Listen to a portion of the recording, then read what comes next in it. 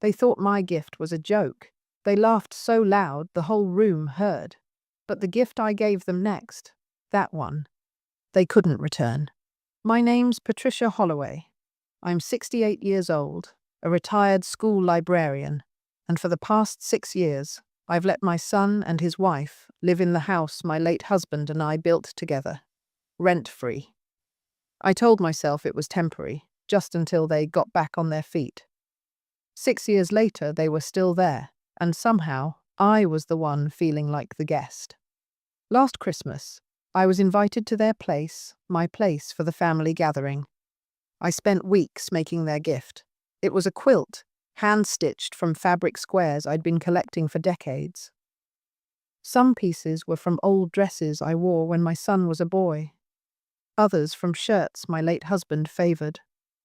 There was even a square from the first baby blanket I ever knitted. Every stitch had a story. When I arrived, the house looked like a magazine cover.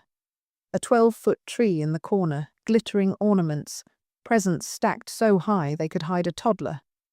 Catered trays lined the dining table. My daughter-in-law, Kelly, greeted me with a practiced smile that didn't touch her eyes. "Patricia, you made it. Come in," she said, already turning away before I'd even stepped fully inside. I set my coat down and placed the wrapped quilt on the gift table. Red paper, gold ribbon. I'd even attached a small card explaining the meaning of the fabric pieces, thinking they might appreciate the history. When it came time to open presents, I sat quietly in the armchair while the younger ones tore into theirs. Laughter, squeals, paper flying. It was noisy and warm in that chaotic holiday way. Then my son picked up my gift. "This one's from Mom," he announced, handing it to Kelly. She peeled back the paper slowly, clearly aware all eyes were on her. When the quilt unfolded, there was a beat of silence, then a smirk. "Oh, it's handmade," she said, the way someone might say expired milk. A cousin leaned over, stage whispering, "Guess she's on a budget." Someone else chuckled, "Looks like something from a thrift store." Even my son grinned, shaking his head. "You've still got that sewing hobby, huh?" The laughter swelled, not loud and joyous, but sharp, pointed. I felt it in my chest. My fingers tightened on the armrests, but I kept my face still. Kelly draped the quilt over the back of the couch like it was a prop, not a gift. "Thanks, Patricia," she said, already moving on to a box from her sister. I swallowed the lump in my throat. I'd been through worse in life, the loss of my husband. Years of scraping by on a librarian's salary. But this felt different. This was disrespect in my own home, in front of my own family. After the gifts, they bustled off to refill drinks and pass around dessert. No one mentioned the quilt again. From the kitchen, I heard Kelly's voice, just loud enough to carry over the clink of plates. At least next year she won't be able to afford even that. A few people laughed again. I stared at the lights on the tree, their colors blurring until I realized my eyes were wet. I dabbed them quickly with a napkin. I wasn't going to give them the satisfaction of seeing me cry. When it was time to leave, my son gave me a quick hug. "Drive safe, Mum," he said, like everything was fine. But as I stepped out into the cold night air, snow crunching under my boots, I made myself a promise. Next Christmas, they'd remember my gift, and not for the reasons they thought. The drive home was slow. Snow drifted lazily under the glow of the street lamps, the roads slick with ice. Christmas lights twinkled from the houses I passed, each one a reminder of the warmth I'd once felt this time of year. But tonight, all I could feel was the echo of their laughter. I'd learned a long time ago that sometimes silence was stronger than shouting. In my years as a school librarian, I'd faced unruly children, arrogant teachers, and the occasional overbearing parent. Raising my voice had rarely solved anything. Instead, I'd watch, listen, wait, and then act when they least expected it. But I'll be honest, Part of me wanted to turn the car around, march back inside, and tell every single person exactly what I thought of them. Instead, I kept driving, hands steady on the wheel. When I pulled into my driveway, their driveway, the porch light was still on, casting the same warm glow it had when my husband and I first moved in 42 years ago. The siding had been repainted, the landscaping updated, but the bones of the place were the same. Every corner held memories: first steps, anniversary dinners, quiet nights by the fireplace. I stood there for a long moment, keys in hand, remembering the day I'd handed them those keys. It was 6 years ago. My husband, Robert, had been gone for 2 years. The house felt too big and too quiet for me. My son, David, and Kelly had just had their second child. They were struggling, or so they said. Rent was eating up their paychecks, daycare was expensive, and David's job at the time was unstable. "Why don't you move in here?" I'd offered. "It'll give you a chance to save. You can get back on your feet." They'd hesitated for all of 5 seconds before agreeing. At the time, I thought I was doing the right thing. A few years of help, then they'd buy their own place. Only, they never left. Over time, they stopped treating it as my house. Little things changed. My wedding photo disappeared from the mantel. The armchair Robert always sat in was moved to the garage. The walls were painted without asking. When I'd visit, Kelly would say things like, "Make yourself at home," as if I were a guest. And then came the comments. The ones you could almost laugh off if they weren't so frequent. "That sweater's cute vintage, right? You still use a flip phone? How quaint. You don't need to be in the family photo, do you? It's just for the Christmas card." Each one left a small bruise I never let them see. But Christmas night, hearing them mock my gift, was the deepest cut yet.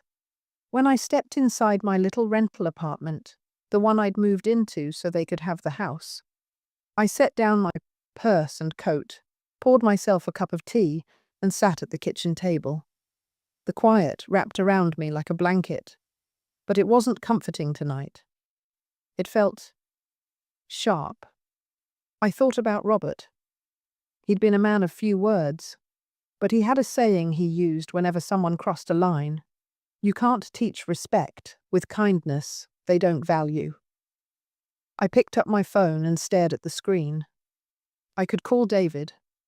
I could tell him I didn't appreciate the way I was treated, but I knew how that would go: a quick apology, maybe an excuse. Then nothing would change. No, this wasn't going to be a conversation. This was going to be a lesson. And the thing about lessons is, sometimes they take a while to set up. 2 days after Christmas, I decided I wouldn't let the hurt just sit inside me. I'd start with David.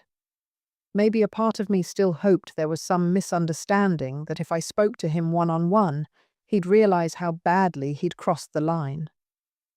The morning was crisp and pale, frost still clinging to the branches. I called ahead and told him I was coming by. He sounded distracted, like he had better things to do. When I arrived, Kelly's SUV was gone, just David's old truck in the driveway. He opened the door in sweatpants, holding a coffee mug. "Hey, Mom," he said flatly, stepping aside. "Come in." I walked through the front hallway, the hallway painted a soft cream years ago, now a trendy grey. My eyes landed on the bare spot above the console table, where Robert's clock used to hang. Gone. We sat in the living room. I took the armchair, the only original piece of furniture left from my time here. David sprawled on the couch, coffee in hand, eyes half on me, half on his phone. "I wanted to talk about Christmas," I began. He looked up briefly. "Oh? What about it?" I clasped my hands together. "When you laughed at my gift at the quilt, it hurt. I worked on it for months. It wasn't just fabric. Those pieces were—" "Mum," he interrupted with a sigh. "It was just a joke. Nobody meant anything by it. You're being too sensitive." "Too sensitive?" I repeated, my voice calm but firm. He shrugged. "Look, people laugh, that's all. Kelly didn't mean to offend you." I studied him for a moment, really seeing him the man my son had become. Somewhere along the way, gratitude had turned into expectation, and expectation into entitlement. "Do you remember whose name is on this deed, David?" I asked quietly. He frowned, setting his coffee down. "Ours. Well, yours, technically, but we've been here for years. It's basically ours now." There it was. That easy claim, like the last 6 years, had rewritten history and erased the decades Robert and I had spent building this life. "You think just because you've been here long enough, that makes it yours?" He leaned back, smirking a little. "Kind of, yeah. I mean, you're not exactly living here anymore. You've got your own place. We take care of this one." I almost laughed. They took care of it? The same people who'd painted over my memories without asking? Who'd replaced Robert's armchair with some oversized leather monstrosity? Instead, I stood up. "I just wanted to see where we stood," I said, keeping my voice even. He looked confused. "Where we stand on what?" "On respect," I said simply. "And now I know." I walked toward the door, my heels clicking against the hardwood, the same hardwood Robert had laid with his own hands. As I stepped outside, the winter air hit me like a wake-up call. Any tiny sliver of hope I'd had about reconciliation dissolved. David didn't see me as his mother anymore, not in the way that mattered. He saw me as a resource, a roof, a safety net he could take for granted. I got in my car and started the engine, the hum steady and low, one confrontation down, one more to go. Kelly was next, and I had a feeling she'd give me even more reason to do what I was already planning. 2 mornings later, I spotted Kelly at the grocery store. She was in the produce section, wearing a camel-colored coat that probably cost more than my monthly grocery bill, scrolling through her phone while a half-empty cart sat beside her. I could have ignored her. I could have turned down another aisle and pretended not to notice.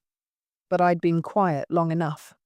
"Kelly," I said, stepping up beside her. She looked up, flashing that hostess smile she always wore when there were witnesses. "Patricia, out doing some shopping?" "Just picking up a few things," I replied. "You?" "Same. David's working late tonight, so I'm making dinner. You know how he loves my lamb roast." I smiled faintly, thinking of the hundreds of meals I'd cooked for my son when Kelly was still learning how to boil pasta. "Speaking of Christmas dinner," I said, tilting my head, "there's something I wanted to ask you about." She blinked. "Oh? I overheard you in the kitchen, after the gifts," I said lightly, almost conversational. "You said, at least next year she won't be able to afford even that." Her smile froze, but only for a second. "I don't remember saying that," she replied a little too quickly. I held her gaze. "You did." She huffed out a laugh, tossing an apple into her cart. "Well, I probably didn't mean it the way it sounded. You know how family banter can be." "Banter?" I repeated. Interesting word for it. Kelly adjusted her scarf, trying to look busy. "Patricia, you can't take everything so personally.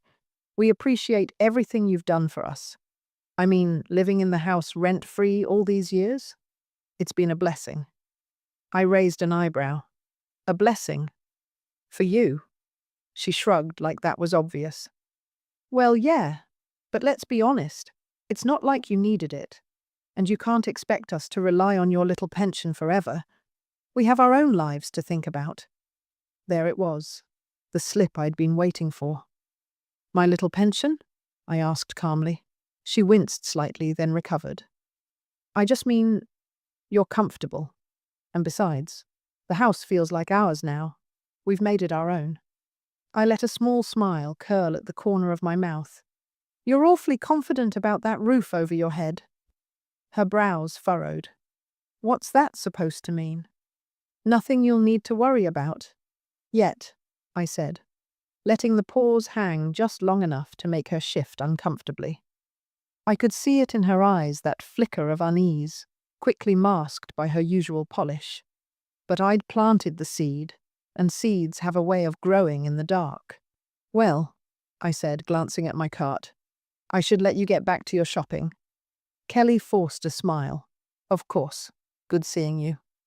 As I walked away, I caught a glimpse of her in the reflection of the freezer door phone in hand, already texting. No doubt letting David know I'd just been acting weird. I didn't care. In fact, it suited me just fine if they started to wonder. By the time I loaded my groceries into the car, the decision was made.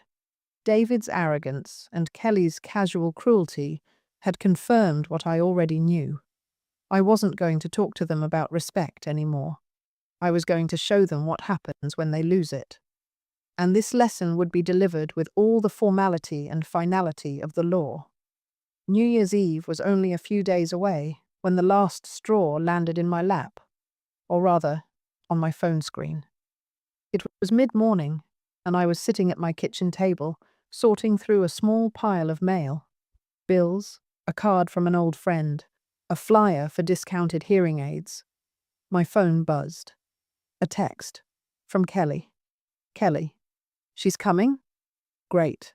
Let's see what discount store surprise she brings this time. It took me a moment to realize she hadn't meant to send it to me. My name must have been next to someone else's in her contacts. Maybe her sister. Maybe one of her friends who'd been at Christmas dinner. I read it twice, each word sinking in like a stone. Discount store surprise. The quilt I'd made wasn't just mocked in the moment they were still talking about it days later. I didn't respond. I didn't need to. Some things are better answered in action. I set the phone down and reached for my tea, but my hand stopped halfway. No. Enough tea. Enough swallowing my pride. This was the moment Robert's voice came back to me, clear as a bell. You can't teach respect with kindness they don't value. I pulled my old address book from the drawer, flipping through the pages until I found the number I needed. James Turner, my lawyer. He'd been Robert's friend for years, and he knew the history of the house better than anyone. Patricia, he said warmly when he picked up. Haven't heard from you in a while. I need to start the eviction process, I told him, my voice steady, for my son and his wife. There was a pause. You're sure? Very sure, I said. They've lived there rent-free for 6 years. I let them move in to get back on their feet. Instead, they've replaced me in my own home and humiliated me in front of family. He didn't need more details. All right, I'll prepare the paperwork. Do you want to serve them yourself or have the sheriff deliver it? I thought for a moment. I'll do it. Consider it a gift. We arranged to meet the next morning at his office. When I hung up, I felt lighter. Not happy, not yet, but lighter. Like I'd finally taken my hand off a wound I'd been pressing for too long. The rest of the day, I moved with quiet purpose. I pulled the deed from my safe. I gathered utility records in my name, proof of ownership, all the little documents that made this more than an emotional decision. This wasn't revenge in the heat of the moment. This was deliberate, legal, final. By evening, my phone buzzed again, another message from Kelly. This one was meant for me. Kelly. Hey, are you still coming to the New Year's thing? Just drop by if you want. Just drop by. Like an afterthought. Like the woman who gave them a home was the same as a neighbor you only invite so they won't complain about the noise. I typed back, No, I have other plans. And I did. The next morning, I sat in James's office as he slid the official eviction notice across the desk. Thick paper. Legal letterhead. The language was cold and exact. Tenant must vacate the premises within 30 days. I signed it without hesitation. Want me to put it in an envelope for you? James asked. I smiled. No, I'll wrap it myself.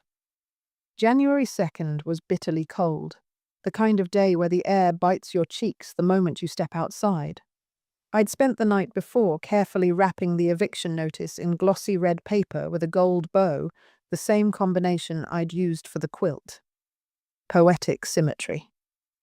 I drove up to the house slowly, my tires crunching over the icy driveway. Through the front window, I could see Kelly moving around the living room, arranging throw pillows. David was in the kitchen, leaning against the counter with a mug in hand. I rang the bell. Kelly opened the door, eyebrows lifting in surprise. "Patricia? Hi. We weren't expecting you." "I know," I said pleasantly. "I just came by to drop off a belated gift." Her curiosity outweighed her caution. "Oh, well, come in." The warmth of the house hit me, carrying faint traces of cinnamon and coffee.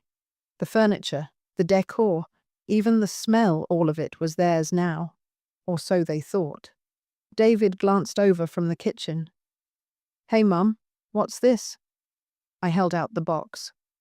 "Just something I thought you'd appreciate." Kelly took it, smiling in that polite hostess way she always did when other people were watching. She set it on the coffee table and pulled at the ribbon. As the paper fell away, the mood in the room shifted. Her hands slowed. David stepped closer. Inside the box was a plain white envelope with their names written neatly on the front. Kelly opened it, pulling out the document. Her eyes skimmed the first few lines before freezing. What is this?" she stammered. David reached for it, reading aloud in a flat voice. "Notice to vacate premises. 30 days. Failure to comply." His head snapped up. "You're evicting us?" I met his eyes calmly. "Yes." Kelly's mouth opened and closed. "You can't just—" "I can," I said evenly. "My name is still on the deed. I've been more than patient. 6 years of rent-free living. 6 years of turning a blind eye to the way you've erased me from my own home. But after Christmas, after the way you laughed at my gift, and after the messages you sent about me, I've decided my kindness is better spent elsewhere." David's face was red now, his voice rising. "This is insane. We've built our lives here. The kids, I interrupted, are adaptable. They deserve to grow up knowing that respect matters, that you don't mock the hand that holds you up and expect it to keep holding you." Kelly's hands trembled as she set the papers back in the box. "This is cruel." "No," I said. "This is consequence. Cruelty is inviting someone into their own home, mocking their gift in front of everyone, and then pretending it didn't happen." The silence after that was heavy, the kind that leaves no room for argument. "You have until the end of the month," I said finally, stepping toward the door. "The notice is already filed with the court. You can't return this gift." I walked out without looking back. The cold air felt cleaner than the warmth I'd left behind. As I reached my car, I could hear their muffled voices through the door, sharp, panicked. I slid into the driver's seat and started the engine, my hands steady on the wheel. For the first time in years, I felt like the house was mine again. Not because I was in it, but because they finally understood whose roof they'd been living under all this time. It didn't take long for the calls to start. By the time I'd gotten home and hung up my coat, my phone was buzzing with texts from David, then Kelly, then my sister, my niece, even an old neighbor I hadn't spoken to in years. David: "Mum, please be reasonable. We were just joking." Kelly: "You're blowing this way out of proportion." My sister: "Pat, they're family. You can't just throw them out." I didn't respond. I put the phone on the counter, made myself tea, and sat by the window watching the snow drift down in slow spirals. By that evening, the tone of the messages had shifted from pleading to angry. David: "This is selfish. You're punishing us over nothing." Kelly: "We've done so much for you. You're ungrateful." Ungrateful. The word made my jaw tighten. 6 years of free housing, utilities in my name, repairs I paid for, and somehow I was the ungrateful one. 2 days later, the knock came, sharp, insistent. When I opened the door, David was standing there, snow clinging to his jacket, his breath visible in the cold air. Kelly wasn't with him. "Can we talk?" he said. I stepped aside. "Go ahead." He came in, pacing the small living room like a caged animal. "Mum, you can't do this. You're making a mistake. We have nowhere else to go. I sipped my tea. You've had 6 years to find somewhere else. We thought. He stopped himself, then tried again. We thought you were fine with it. You never said anything. I didn't say anything, I replied, because I wanted to believe you'd eventually remember whose house you were living in. I wanted to believe you'd remember the sacrifices I made for you. But instead you made it clear on Christmas, in front of everyone, exactly what I mean to you. He shook his head. It was a joke. Just a joke. I set my cup down and leaned forward. A joke is only funny if both people are laughing, David. What you did was humiliate me. And when you laughed along, you told me exactly where I stand in your life. Under your roof? No. You've been under mine the whole time. He opened his mouth, closed it, then tried another angle. This isn't you, Mum. You're not cold like this. This is me, I said quietly. It's just a version you've never met before, the version that stops giving when people stop deserving. He stared at me for a long moment, his jaw working. So that's it? 30 days and we're out? That's it, I confirmed. And David, I waited until he looked me in the eye. You should have thought about the roof over your head before you laughed at the hands that built it. His face went pale. For once, he had nothing to say. He left without another word, the door clicking shut behind him. I watched from the window as he trudged back to his truck, shoulders hunched against the wind. I knew there'd be more calls, more accusations, maybe even a few desperate pleas before the month was over. But my decision was made, and no amount of guilt-tripping or emotional manipulation was going to make me reverse it. The countdown had begun, and for the first time in years, I felt in control. The days that followed were quiet, at least on the surface. The storm had moved from my phone to behind closed doors, where David and Kelly scrambled to figure out their next move. I heard bits and pieces from relatives. They're furious. They're calling you heartless. They said they'll never speak to you again. Each time, I simply said, all right, and went about my day. The legal process unfolded exactly as James had promised. Certified notices, court filings, the 30-day clock ticking down, unstoppable. By the final week of January, the driveway was crowded with cardboard boxes, plastic bins, and furniture awkwardly draped in blankets. Neighbors slowed as they drove by, watching the golden couple of the block reduced to a moving day mess. I stayed out of sight, sitting by my window with a book and a mug of tea. Every so often I'd glance up to see David carrying a box, Kelly barking orders as she tried to wedge their sofa through the front door. It was strange I didn't feel triumphant the way I thought I might. I didn't want them ruined. I just wanted my dignity back. And watching them work in the cold, I realized something. They would never forget this lesson, whether or not they ever admitted it to me. On the final day, David knocked, not to argue, just to hand me the keys. He didn't meet my eyes. Here, he said simply. I took them, the metal cool against my palm. Good luck, I told him. He nodded once, turned, and walked away. When the moving truck rumbled off, the silence that settled over the house was different. Not the lonely kind I'd known after Robert passed. This was a peaceful silence, a clean slate. I stepped inside. It still smelled faintly of them, the citrus cleaner Kelly favored, the cologne David wore. But beneath that was something older, more familiar. The scent of wood floors that Robert had laid himself. The faint aroma of the fireplace where we'd sat every winter. My home. Over the next few weeks, I restored small pieces of it. Robert's armchair returned to its spot by the window. Our wedding photo went back above the mantel. The quilt, my quilt, I folded neatly over the back of that chair. I didn't rush to move back in. I took my time, visiting on weekends, airing out rooms, making small repairs. I wanted the space to feel like mine again before I stayed overnight. The following Christmas, I invited a different kind of gathering. Not the glossy, magazine-perfect parties Kelly used to host, but a warm, simple dinner with people who valued me. My friend Marlene brought a casserole. My neighbor's teenage daughter came by to sing carols.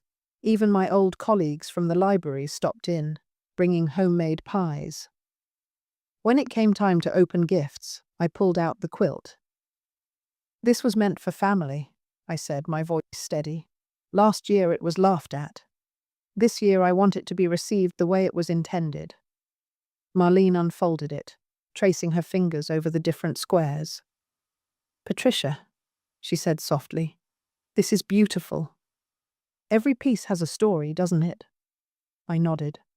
"Every single one." They asked about each square, where the fabric came from, what it meant. They listened. They cared. And as the quilt was passed from hand to hand, I realized something. Revenge hadn't been the point. Respect had. Evicting David and Kelly didn't erase the years of slights, but it drew a line they could never cross again. It reminded them and me that kindness is a choice, not a debt, and once it's abused, you can take it back. When the night wound down, I stood at the doorway, seeing my guests off into the crisp winter night. Marlene hugged me and whispered, "You deserve this, Pat. All of it." And for the first time in years, I believed her.